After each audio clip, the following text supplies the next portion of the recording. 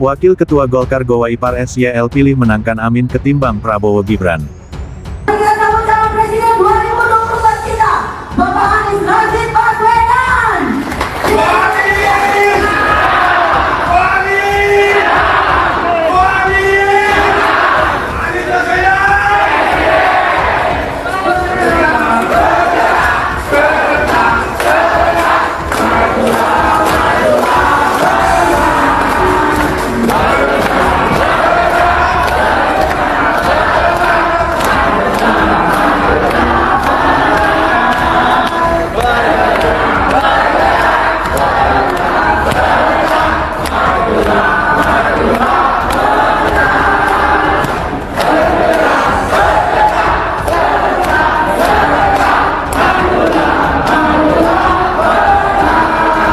Pak Erlangga mencari figur di luar dirinya. Nah sekarang beliau telah menetapkan, tapi dalam menetapkan itu bukan Pak Erlangga sendiri punya kemauan, itu juga dilakukan diskusi internal, termasuk waktu pertemuan 38 DPD 1 di Bali tanggal 30 Juli yang lalu.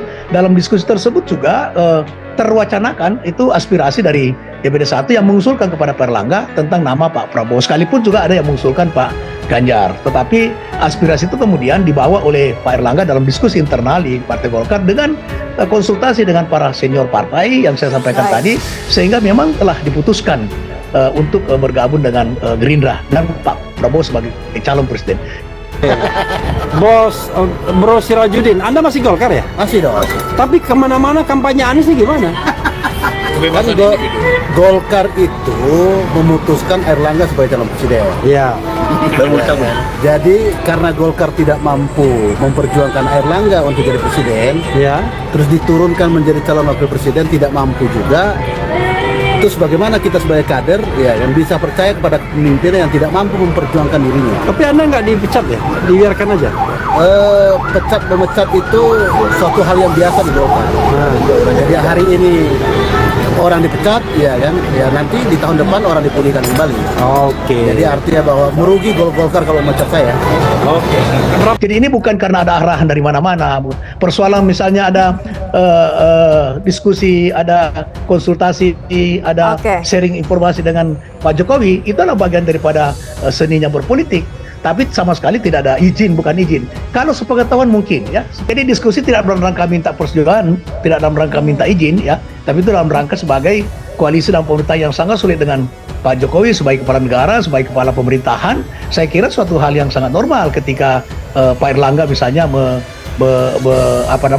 saling memberi informasi tentang sikap Partai Golkar. Itu hal yang sangat wajar di era multipartai. Tapi dalam konteks untuk minta izin presiden itu sama sekali tidak, karena Partai Golkar adalah partai yang punya kemandirian tinggi dan ada aturan-aturan di dalam prosesi mengambil keputusan.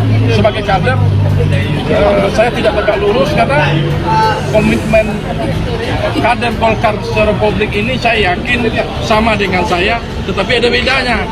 Karena saya tidak ingin menjadi orang yang munafik, hati kader-kader Golkar Provinsi Riau banyak mengatakan bahwa kita mesti dukung Anies untuk jadi presiden agar bangsa ini melakukan perubahan ke arah yang lebih baik. Apa sebenarnya Bapak? Pertama saya kenal Anies ya, saya kenal Anies, orangnya bagaimana, pendidikannya bagaimana, keluarganya bagaimana, dan perilaku kepemimpinan semasa menjadi gubernur bagaimana.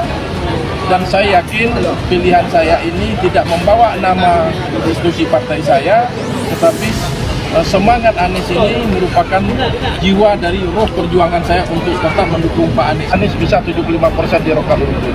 Kalau ini masih PAN, Pak Hasim? Masih ya? Masih. PAN yang mana? PAN Mapan Ya, atau PAN PAN yang ada hari ini, saya masih hakim di Mahkamah Partai PAN. Wah, keren sekali.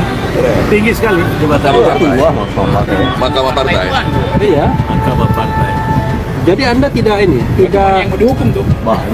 tidak menyidangkan ketua umum PAN yang sepertinya beda aspirasi dengan pendukungnya. Ya, orang tidak boleh disidang karena berbeda aspirasi. Oke. Karena itu ya, dia harus membiarkan juga semua 70% dari konstituen PAN untuk memilih Anies. Oke. Seperti yang mereka sudah lakukan hari ini.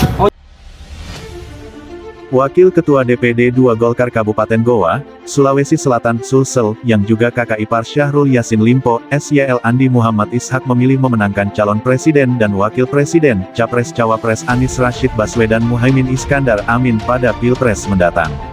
Andi Ishak mengambil sikap yang berbeda dengan partainya yang mendukung Capres-Cawapres Prabowo Gibran. Saya di Pilpres saya dukung Anies, karena walaupun partaiku Golkar mendukung Prabowo Gibran saya secara pribadi mendukung Anies. Alasannya, sesuai hati nuraniku, tidak bisa dipaksa dan apapun risikonya saya harus terima karena hati nurani yang paling menentukan dalam pilihan ini, ujar Andi Ishak kepada Detik Sulsel, Jumat tanggal 1 Desember tahun 2023. Andi Ishak mengaku akan mengkampanyekan Amin di Goa. Calon legislator Caleg DPRD Provinsi Sulsel Dapil 3 ini juga mengajak pendukungnya mengikuti jalan pilihannya. Scroll to CONTINUE with CONTENT. Kalau saya kampanyekan, pasti saya kampanyekan, di mana-mana saya berbicara sama teman-teman, komunitas saya pasti saya sampaikan pilihan presiden saya Anies, di tim saya juga saya anjurkan pilihan ke Anies, katanya. Saya pasti ajak mereka, saya bilang kalau dukung saya dukung juga calon presiden yang saya inginkan, karena kalau dukung saya juga harus memperjuangkan calon presiden yang menurut saya terbaik di antara yang baik. Kan semua baik, semua hebat, semua pintar tapi kan ada yang lebih pintar, tambah Andi Ishak. Andi Ishak mengaku mendukung pasangan Amin lantaran Golkar tidak memiliki kandidat Capres-Cawapres. Di sisi lain, mantan Ketua AMPG Goa ini menilai penerimaan Amin di Sulsel cukup signifikan dibanding Capres-Cawapres lain. Disitulah saya sebagai kader yang sekian puluh tahun di Golkar merasa prihatin terhadap Golkar kok banyak kader yang pintar kok tidak mengusung kader Golkar sendiri. Saya di Golkar sejak 94, pernah menjadi Ketua AMPG, sekarang Wakil Ketua DPD 2 Golkar Goa, katanya. Andi Ishak pun siap menerima resiko atas pilihannya ini. Dia siap apabila Golkar memberikan sanksi lantaran bertolak belakang dukungan di Pilpres 2024. Saya sudah siap menerima apapun sanksi partai, karena pilihan itu tidak ada yang bisa paksa, hak seseorang untuk memilih pemimpin masa depan walaupun partai saya mendukung Prabowo Gibran tetapi saya sudah siap apapun resiko yang diberikan partai ke saya, tutur Andi Ishak. Namun dia berharap partai Golkar tidak memberikan sanksi kepadanya. Andi Ishak sesumbar partainya akan realistis melihat kondisi Pilpres di Sulsel. Mudah-mudahan tidak disangsi, seandainya kader Golkar saya selaku kader Golkar pasti mati-matian berjuang untuk pemenangan, tapi ini kan tidak. Tidak ada kader Golkar di situ, seandainya Ketum Airlangga yang jadi cawapres pasti kita habis-habisan di bawah karena kepentingan partai lebih besar. Tapi ini